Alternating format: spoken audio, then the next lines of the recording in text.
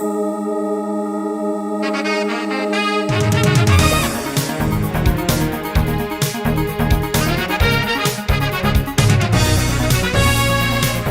everyone, and welcome to WMED News. We have many interesting things to talk about today. I'm Miranda. I'm Ellie. And I'm Danielle. We hope that you enjoy our newscast, so sit back, relax, and enjoy the show. And now, Ellie will do international news. Thanks, Miranda. Emojis around the world. Have you ever sent a text or seen one that has a smiley face or a star in it? Well, you probably already know that it is called an emoji. Emojis are getting very popular on almost all smart devices. The emoji comes from Japan. In Japanese, emoji means picture or character. They represent emotions, actions, and objects. The idea for emojis came from things such as the Middle Ages when they did not know how to write, so they drew pictures. Do you have a favorite emoji? Well, the top 5 international are number 1, heart, number 2, joy, number 3, unamused, number 4, hard eyes, and number 5, relaxed. Numbers 1 and 2 have over 200 million tweets. That is a lot. Did you know that they are now used and replaced more than punctuation? Now, there are over 250 emojis worldwide. The idea for pictures to represent thoughts is not new. In prehistoric times, cavemen drew pictures on caves such as bison and cattle. Also, Egyptian hieroglyphics are on ancient monuments and tombs. As you can see, emojis were helpful and useful yesterday and today. Back to you in the studio. Wow, emojis are way more popular than I was expecting. Now Miranda will do national news. Thanks, Ellie. Have you heard of the newest action thriller, Peter Pan? It was live on NBC a few weeks ago.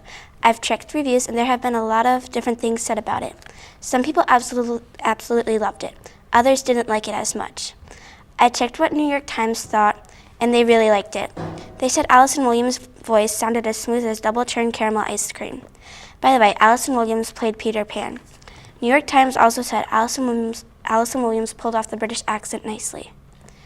I think they put on a really nice show. It takes a lot of guts to do that in front of almost half the state, especially when you're live on TV and you can't fix any of the mistakes you made. So I think the show that was put on was really brave. Back to you in the studio. Wow, now I want to watch it. Now to Olivia with Mrs. Timowitz. Thank you. My name is Olivia Timowitz, and this is Miss Carrie Timowitz. She rescues animals and gives them homes and trains them. So what's your favorite part about your job? It would be helping the animals, mostly birds, parrots that have been abused and neglected or that just need a second chance, I guess.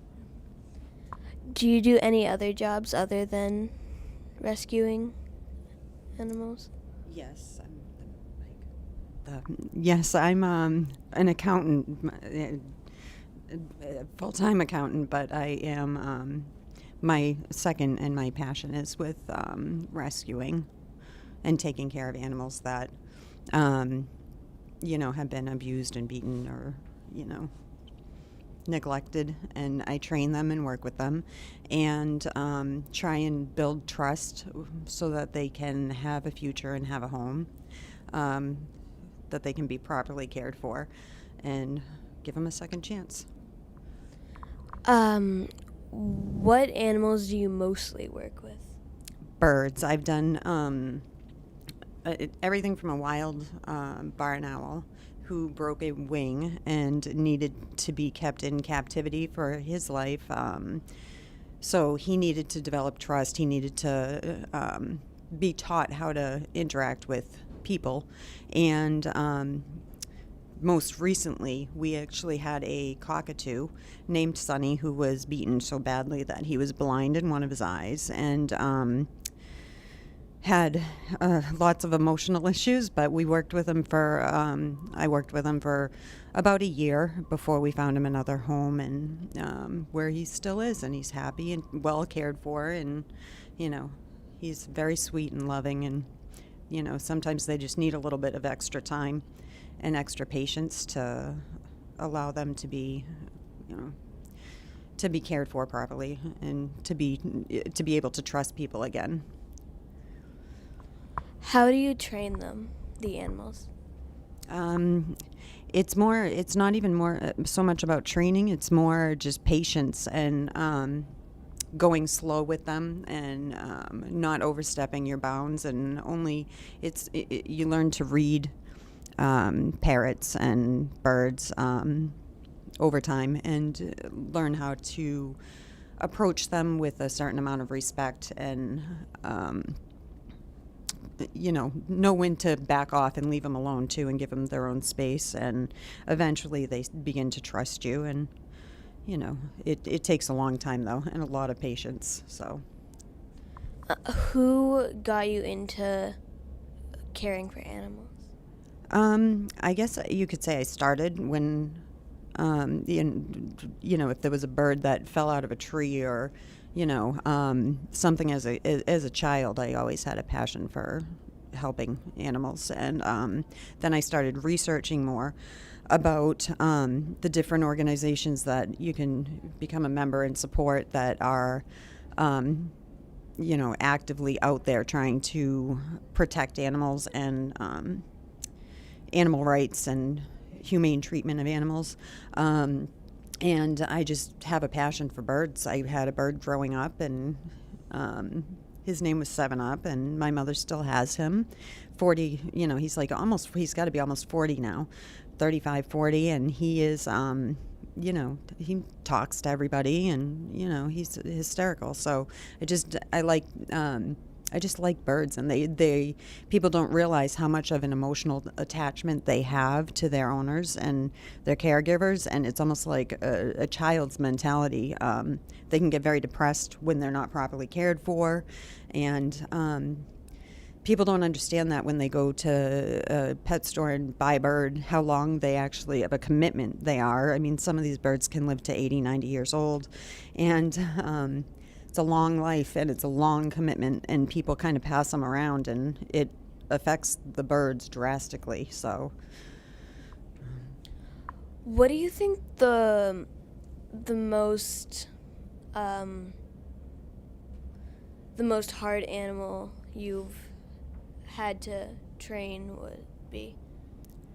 You mean the species, the type of parrot? That depends on the individual situation. I mean, I guess it would be the barn owl that I worked with, because he was, he had broken his wing out in the wild, and his diet was quite different than what you would feed a domestic animal. So. And last question, what do you think would be your favorite animal? I know you do like all animals, but what do you think would be your favorite? I like parrots, definitely. And the African gray is just fascinating to me, because they have a huge vocabulary, and they're so trainable and so adaptable.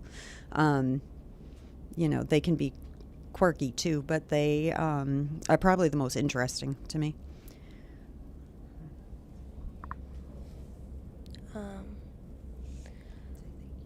Thank you. Poor animals. Yeah, I agree. Anyways, here's Danielle with the Nutcracker. Thanks, Ellie. On Saturday, November 29th and Saturday, November 30th, the Londonderry Dance Academy performed a production of The Nutcracker. They performed 3 different shows, one on Saturday at 2 p.m., another on Saturday at 7 p.m., and the last one at Sunday at 2 p.m. Each show starred a different Clara. The 3 Claras were played by 3 young, beautiful, and talented young ladies. Audrey Severin from Londonderry, Victoria Indelicato of Wyndham, and Sophia Coakley of Massachusetts. The Nutcracker is a story about a family who has a party on Christmas Eve. The uncle, Drosselmeyer, is magical. He can freeze the scene and even make magical dolls. Clara gets a nutcracker from him. After the party, Clara leaves her nutcracker downstairs, and she has to run to go and get it. Then Drosselmeyer makes her fall asleep. Then a battle begins. Soldier and mice start competing. Then the Nutcracker, who came to life, kills the Rat Queen. The Nutcracker and Clara then fall in love and go to the land of sweets. There Clara is crowned by the Sugar Plum Fairy and the Cavalier. The Nutcracker tells a story of how he got her here and how he killed the Rat Queen. At the end of the story, Clara wakes back up, and before she leaves, everyone from the Land of Sweets says their goodbyes. We had 2 amazing guest stars this year. Misty Copeland and Sterling Baca are 2 incredibly intelligent dancers from the New York Ballet Company. Misty was our Sugar Plum Fairy, and Sterling was our Cavalier. All members, including myself, got pictures taken with our 2 amazing guest stars. It was a pleasure dancing with them, and that was the best Nutcracker I've ever seen. Back to you in the studio. Well, that sounds so cool. The people who played Clara must have been very talented. Yeah, I wish I could have seen it. Now to Rowan with whaling safety. Thanks, Danny. There has been a startling debate between the IWC International Whaling Commission, ICJ International Court of Justice, and Japan. The IWC and ICJ have wanted Japan to stop their giant mink whale hunts because they are being overhunted and are becoming endangered. Fortunately, these organizations got Japan to stop hunting for a while until Japan found a loophole. The loophole is hunting for scientific reasons, such as hunting minke whales to study them. However, the whales they hunt, minke whales, have been ending up in restaurants in Japan very suspiciously. For this reason, the IWC and ICJ have placed a whale sanctuary where minke whales live. Japan retorted by saying their whale hunts are a tradition and a way of life. The Japanese feel that for them to stop hunting whales is like telling America to stop eating hamburgers. Unfortunately, Japan found out that they do not need permission to hunt in the Southern Ocean. With some inside help, I have discovered that Japan is a very strict and lawful society, so hopefully they will do what is right and stop their massive whale hunts. Back to you in the studio. Whales? Yep, I guess so. Yuck! Anyway, I think I felt a drift of cold air. That must mean Abby and Cody are here. You better bundle up because here comes the weather.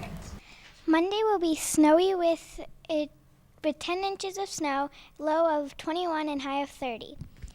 Tuesday will be cloudy with 42 degrees high. And Wednesday will be on January 14th will be 32 degrees high, rainy. It's a little warmer today. It's a little colder today than other days this week. Now to you, Cody.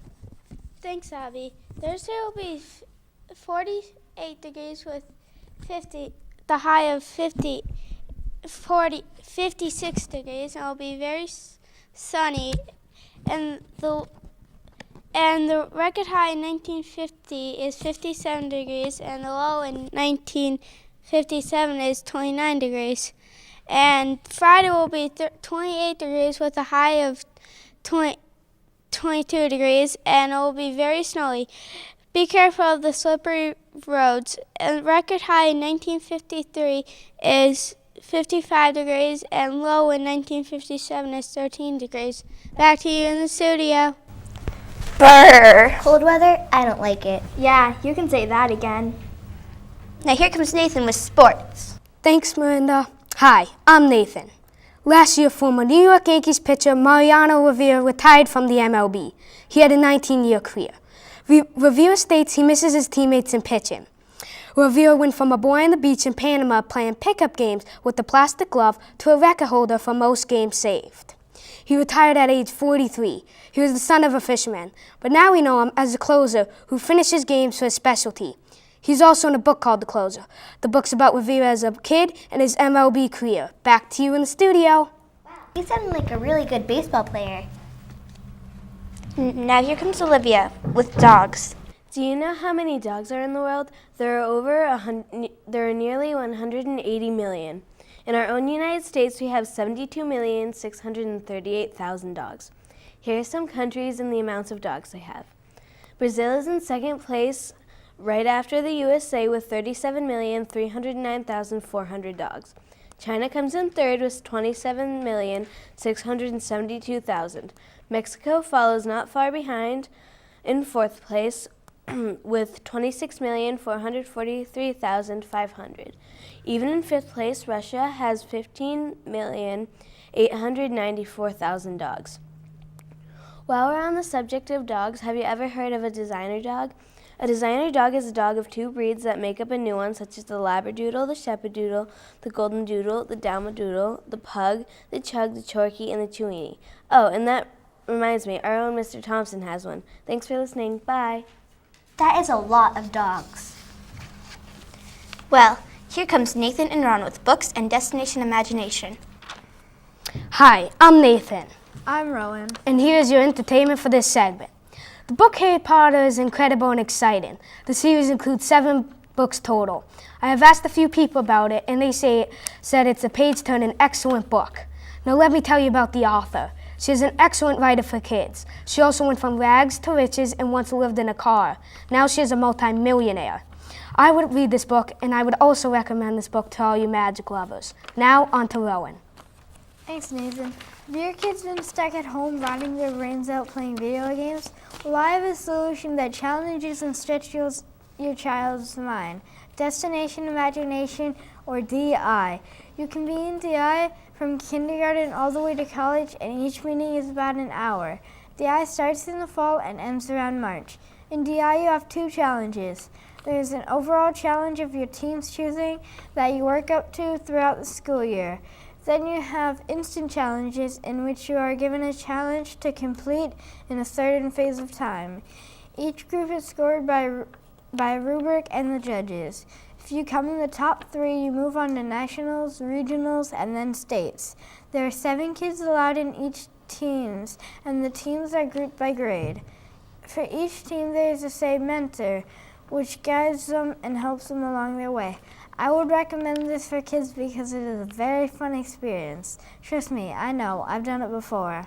Back to you in the studio. That sounds really interesting. I think I might try it. We have to go now. Aww. Oh well. See you next time on WMED News. Bye! Hi, are you tired of hair growing products that don't work? It's not working. Then try the Hair-O-Matic 5000. What's on my head? I need hair. Then you should try this Bargain brand of hair grower. It's not working. Then try the Hair-O-Matic 5000. It really works. What's on my head? That's how it works. Hi, how can I help you? I need something that makes hair grow. Looks like you need this Bargain brand hair grower. It's not working. Then you need this. What is it? It's the Hair-O-Matic 5000. It really works. Sure it does. What's on my head? Told you so. If you try the Hair-O-Matic 5000, you'll look like them.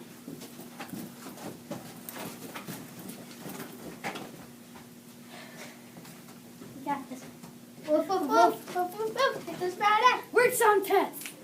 Please do not order this product if you suffer from awesomeness and if you have friends and never free on weekends. Must be 2 months or older to call. I'm gonna stick. You did it.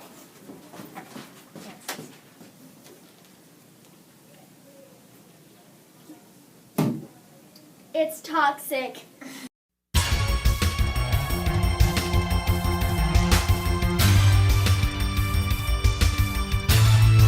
Welcome to WACI, where we have the most interesting news in 5th grade. I'm Annabella. I'm Zachary. And I'm Ashlyn. Our first story comes from Ashlyn on giraffes. Kenya is helping save a rare species of giraffe called the Rothschild giraffe. A hotel in Nairobi, Kenya has giraffe guests at their hotel called Giraffe Manor. At breakfast, the giraffes stick their heads in the windows and eat with the owners, Tanya Carr-Hartley and her husband.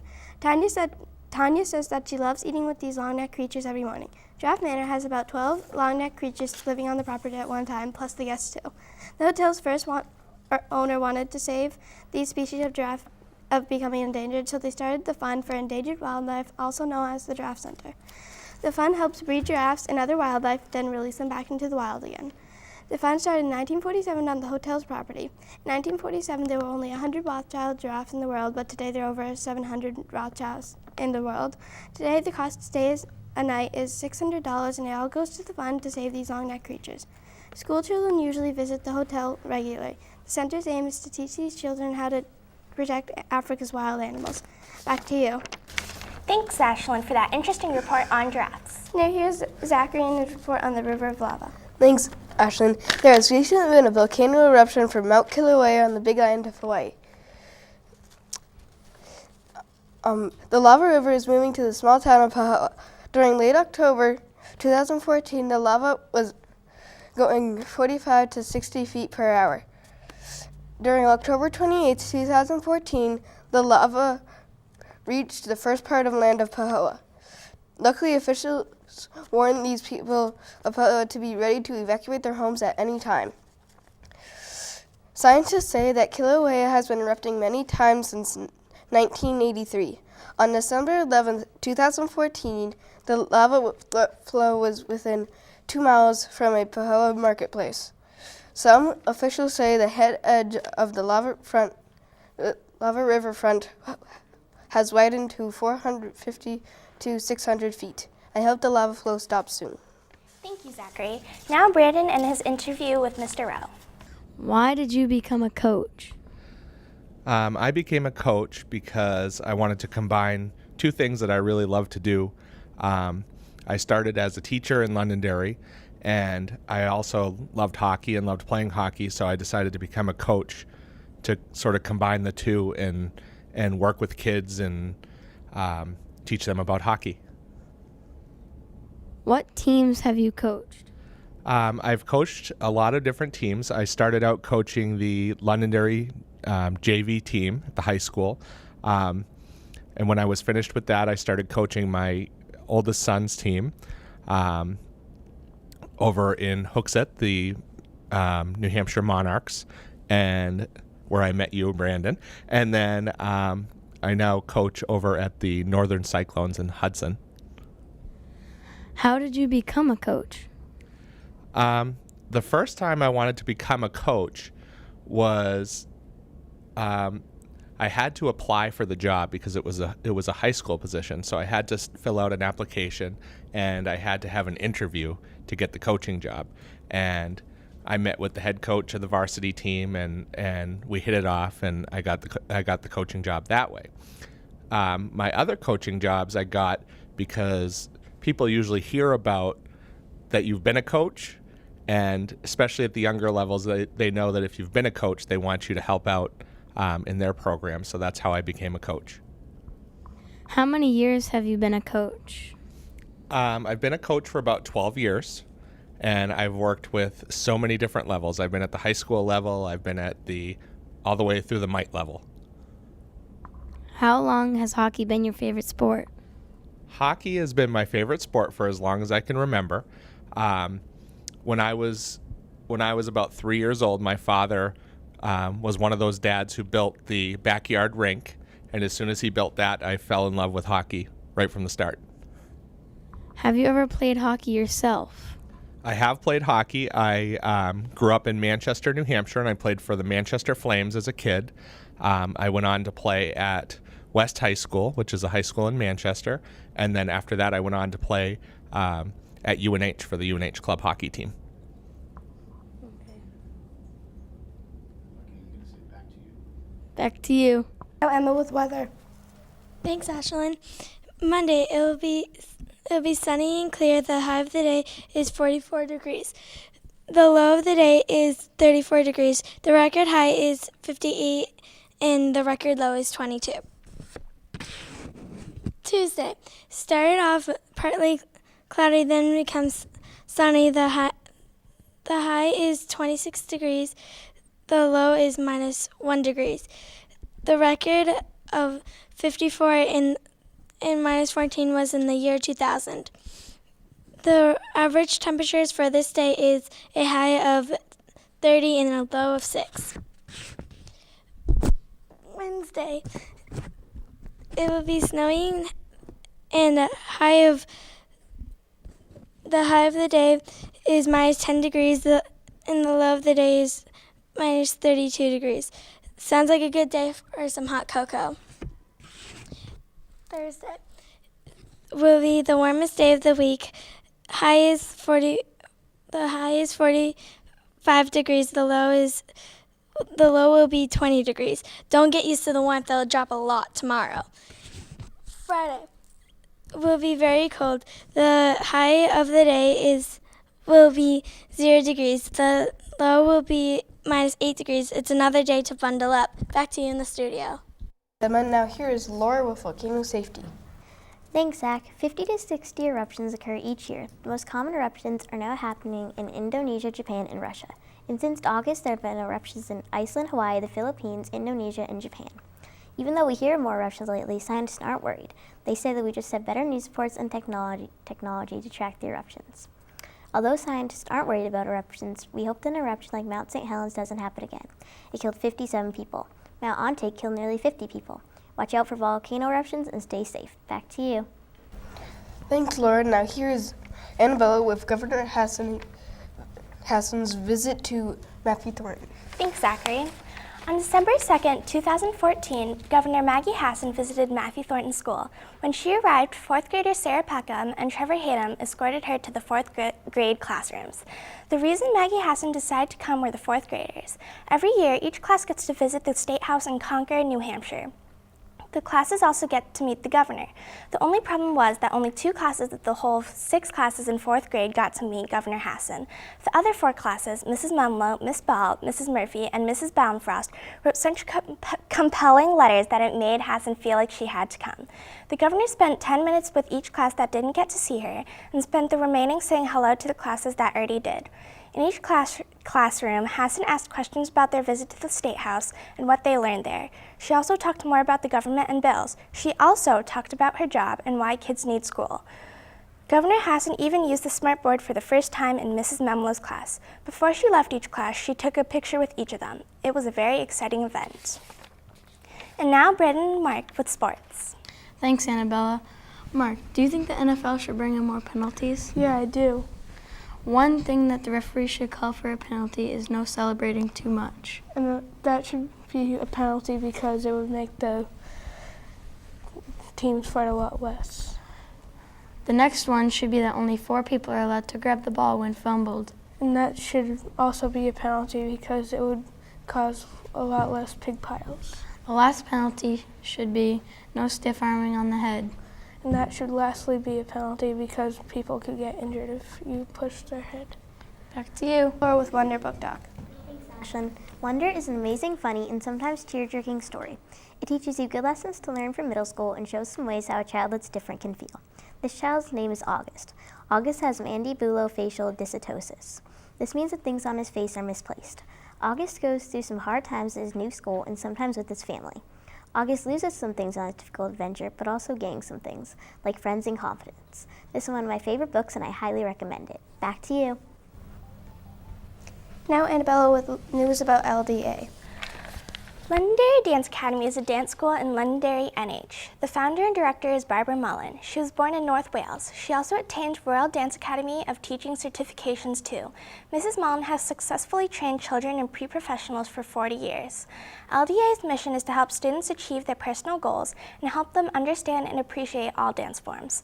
The staff is dedicated to bring out the best of students, and students learn to be supportive of one another's achievements and gain respect by being respectful. They also learn to celebrate the joy of dance and the pleasure it gives. The classes LDA gives are ballet, pointe, tap, jazz, contemporary, and hip-hop. As well as being the owner of LDA, Barbara Mullen is also the director of the New England Dance Ensemble. Every year, they do the Nutcracker and the Child's View of the Holocaust.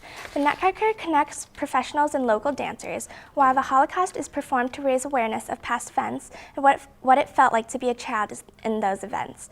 Along with all these opportunities, Mrs. Mullen's daughter, Katie, founded TTTC, aka Triple Threat Theater Camp. Professionals from Broadway come to teach students. TTTC brings Broadway to NH. This camp is 3 weeks long and offers many interesting classes. You should definitely try it. That is all we have today on WAZI, your 5th grade news, where we get the most interesting news to you. Sweetheart, how do you spell cat? F-I-G-I-X. Cheryl. Make her sweater. Also, you have thinking machine. What's that? It's a machine that you hook up to your brain and type information to a computer. What's a stunking machine? I just told you. Just put it on her head already. Ooh, shiny lady. Alright. Now we'll just type in some information in the computer and send. Sweetheart, how do you spell cat again? to communicate, play strengthens the bones, and overall cats are wonderful creatures.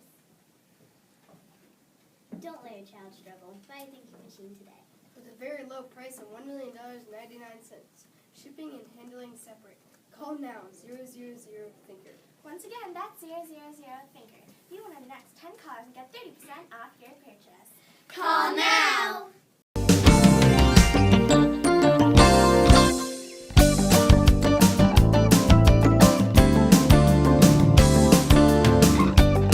Welcome to WSNN. We have plenty of fascinating stories for you today. I'm not Maeve. I'm not Aiden. I'm not Kayla. Once again, I'm Maeve. I'm Kayla. And I'm Aiden Butchman. Here's Aiden with a story about bobcats. Bobcats are nearly extinct, but they made a huge comeback because Fish and Game made a law that you can't kill them anymore. Researchers hope to catch 5 to 10 adult bobcats this winter. And remember, if you ever see a bobcat outside your window, close your doors and close your window as fast as you can. Wow, Fish and Game really saved that species. Now Matthew Masajic with an interview with Mr. Masajic about Birchwood Ski Area. Thank you, Maeve. I'm Matthew Mashazik. This is my dad, and we're here to interview about Birchwood. First question. Where was Birchwood and when did it open? Where was Birchwood when it was open? Well, first of all, I'd like to say that I thank you for having me. I'm very honored to be step in for my mom, Nana M, because she couldn't make it today. So, Birchwood was located in Londonderry on Hardy Road, and it was considered the highest point in Londonderry. Well, it still is, I guess, but there's now homes there, and it opened in 1965. How many ski trails were there? How many people came on average? Well, there were 7 trails, 3 lifts, which were 2 T-bars and what they call a palma lift, which is kind of a handle you hold on to, more of on the bunny slope of the beginner trail. Crowds, depending on the day, weekends were great. They were, especially on a nice Saturday, Sunday. The parking lot was jammed with cars, and the deck on the lodge was full of people just watching their kids ski. During the week, all the schools, including Matthew Thornton, used to come for lessons. So the crowds during the weekday were usually kids from the local schools. Why did your parents decide to open Birchwood? Well, actually, my grandfather opened Birchwood back in 1965 because he had all this land. He actually had a construction company out of Derry, and one of the reasons he had all this land, he had 165 acres of land that was hilly. His thought was, I have all these workers during the summer and the non-winter months. It'd be a good opportunity to keep these folks employed throughout the whole year when they couldn't work in construction during the winter. What activities did Birchwood provide? Well, there's a ton of activities, but the ones that come to mind, in my mind, were they had winter carnivals every year, and that was a time, usually on a Saturday, where we would run just almost like a carnival on skis. Some of the events were the egg and spoon race or the punch chugging contest for kids, and they had some others for adults, but it was really, the whole intent really was to bring everyone together and have a good family fun. They also had a racing team, which was called the Birchwood Bombers, and I actually brought something to show. This was actually my ski hat. I'll show it to the camera here. It's a Birchwood ski team, and we were the Bombers. And that was really fun because that brought kids together, and we actually ski raced, and we got a chance to compete against other local ski areas like Pat's Peak and McIntyre and Waterville and Loon. And proudly, we actually were pretty successful. We used to compete pretty well, given the fact we were by far the smallest ski area around. Okay. When did you start skiing? How many times did you go a week? Well, I don't remember this, but I was told I started skiing when I was 2. Birchwood was literally behind my house. So I could either walk or we had some snowmobiles when I was kids. I could drive up there when I was a little older. But yeah, I was up there every single day after school. Did my homework there, and skied, like I said, since I was age 2. And I used to go every day. And there's no lie, unless I was sick or I had too much homework. Okay. Did you have snowmaking? We did. As you know, Londonderry is considered very south from the mountains. We're not in the mountain area, so it was really important that we had snowmaking because, Mother Nature wasn't as helpful at times. So it was important that for us to be open, especially around this time of year, on the Christmas holiday, we needed the snowmaking to provide skiing. What was unique about Birchwood? Well, I think, first of all, it was very family-oriented. I don't know if that's unique, but I would think it's what a lot of locals thought and why they brought their kids there. They felt safe. But I think the kind of the cool thing, when you go skiing or snowboarding or tubing or whatever, most ski areas, lodges, are at the bottom. With Birchwood, you actually drove up a hill and then down a hill into the parking lot, and the lodge was actually on the top of the mountain. So your first run was actually downhill. So it was kind of neat. So at the end of the day, when you normally ski down to go to the lodge, here you take the lift up and you actually walk uphill to go to the lodge or go home. So I think that was very unique. Other thing that was kind of cool is when you drive north on 93, there's a big rest area in Hooksett, and Birchwood was the first ski area listed on that, which is kind of neat given the fact the size. It was kind of small, but it was the first ski area off 93 at the rest area. Okay. Why did Birchwood close? Well, a couple of reasons. I think a lot of it had to do with snowboarding wasn't really a very popular as it is now. Actually, I don't think it even existed, or very, very, it was just starting out. The winters weren't as harsh, meaning it wasn't snowing a lot. And the other thing is, skiing as a sport at that time, and this was back in 1985, just wasn't as popular. The other thing, unfortunately, the year of that summer before, my parents made a decision to shut it down. All the snowmaking pipes were actually stolen during the summer months. So it was one of a very tough decision, but it was made that with everything, with the sport, no snowboarding, no tubing, and the fact that we lost the snowmaking pipes, a tough decision was made to shut it down. If it were open today, how would it be different? If it was open today, well, I talk about this with you and your brother and sister. I think I mentioned snowboarding is such a huge part. I think it actually helped and saved the industry as a whole. But I think if you look at other ski areas like Waterville or Cranmore, they've making them year-round resorts. They allow people to come during the summer for maybe mountain biking or roller coasters that they put.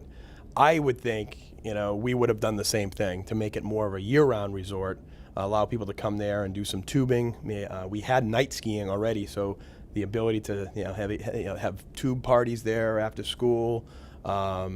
There were plans to expand at that point before we decided to close, to include a chairlift and some longer trails. So I think 30 years later, I feel confident that me as an adult now, I would have loved the opportunity to run the place and implement some of the new things that the other ski areas around the area have done so.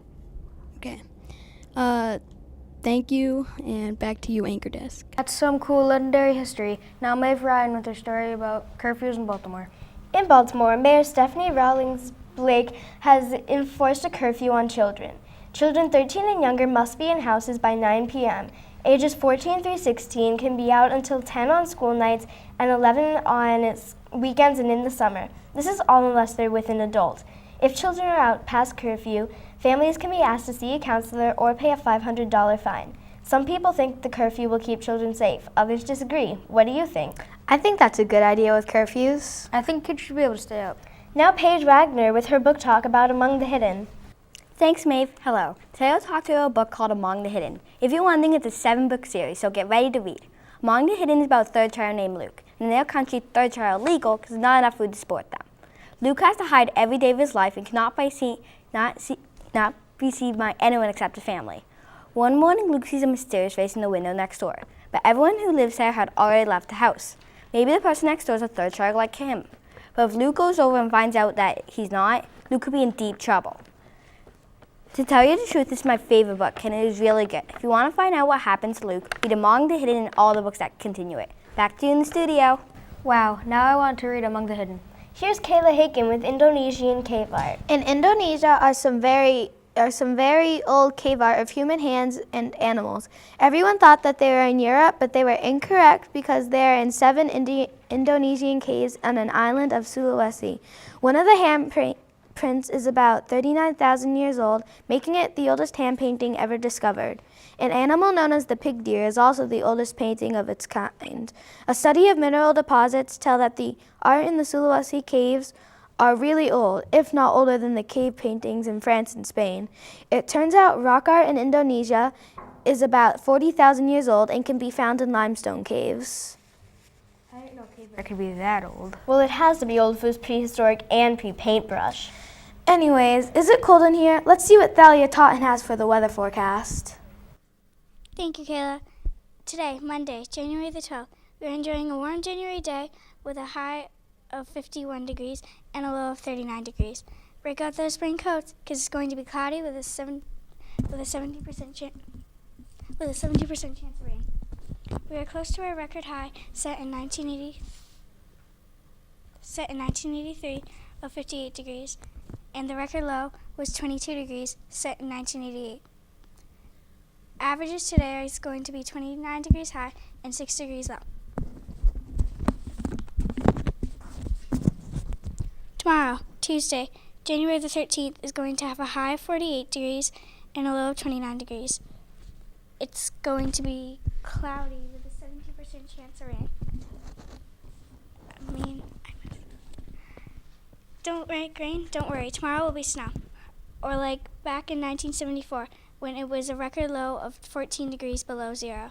Once again, we are close to our record high, as in 2006, it was 54 degrees. Averages today will be a high of 30 degrees and a low of 6 degrees. On Wednesday, bundle up because the temps are dropping low. High on Wednesday will be only 28 degrees and low will just be 10. 70% chance of snow, 10 to 12 inches. Could be no so stay tuned for WSNN for closings. Record high on this day in 2005 was 60 degrees and the low set in 1957 of 31 degrees below zero. Averages on Wednesday will be 29 degrees high and 7 degrees low. Thursday will warm up and hopefully melt some of that snow. High will be 43 degrees and the low will only be 39. Averaging will only be 29 degrees on Thursday due to very windy conditions. Records held on this day in 2005 were a high of 57 degrees and the low of 29 degrees below zero. Friday, the melt will continue with a high of 55 degrees. It's going to be sunny and a low of only 46 degrees.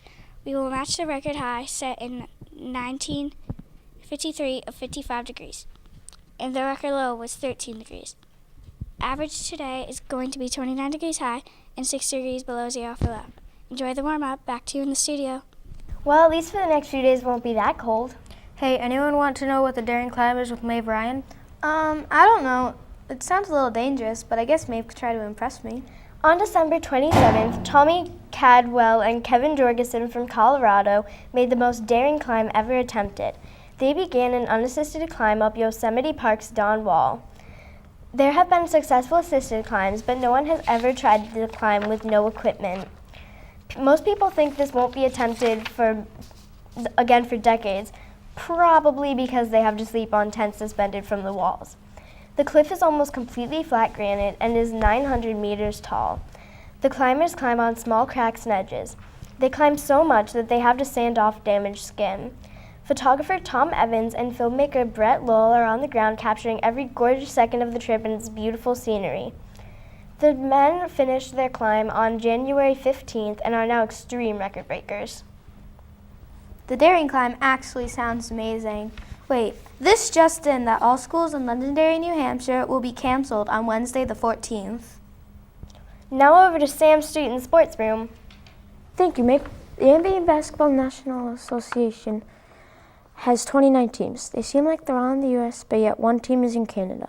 The San Antonio Spurs are having 3 great seasons. They're the league with most global Court 9 athletes. The Spurs have the best record of wins with 3 championship games in a row. The Spurs have a team of players from different countries. There are 2 France, 2 Australians, a Brazilian, and an Italian. Basketball is a sport that is played around the world. Canada leads the multi-nation league with a record of 12 athletes in all. The sport makes 22% for the players in money, but lost 10% in the years of 2000 and 2001. Everybody can play basketball. Most players are from Kentucky, Kansas, North Carolina, California, and Texas. California and Texas are the most popular for pro basketball with at least 200 players. They are from different teams because the states are pretty big. These teams are also on the top for the Division 107. They come from the colleges in California and all the other states. Back to you in the studio. That's some cool basketball history. Now Matthew Masajic with soccer concussions. Thanks, Kayla. Hi, I'm Matt. I'm here to tell you about concussions. A concussion occurs when a person, especially a young athlete, takes a blow to the head. What a concussion does is rattle the brain. The shaking can cause the brain to not work normally and can result in serious side effects such as headaches, nausea, dizziness, feeling like one is in fog, or seeing stars. If you get 2 concussions within a short time, it can cause major brain damage.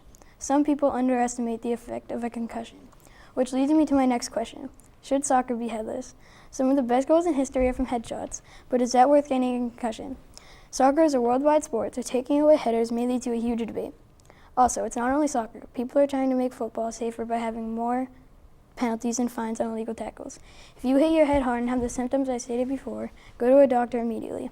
Also, be careful if you play sports, because concussions can happen in soccer, football, lacrosse, hockey, or in any sport. Back to you, Anchor Desk.